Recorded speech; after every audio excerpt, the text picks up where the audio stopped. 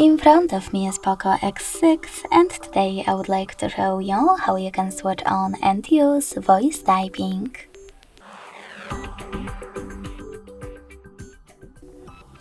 Begin by launching your keyboard and clicking on microphone at the top right corner. If you can't see it, select this gear instead.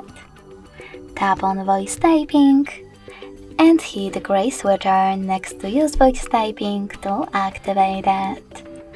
Then go back to your keyboard and click on Now Visible Microphone.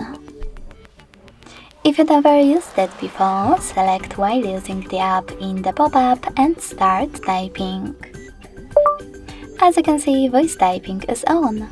To stop, click on the same microphone.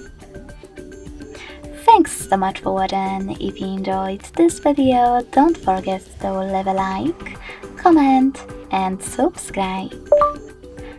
Bye!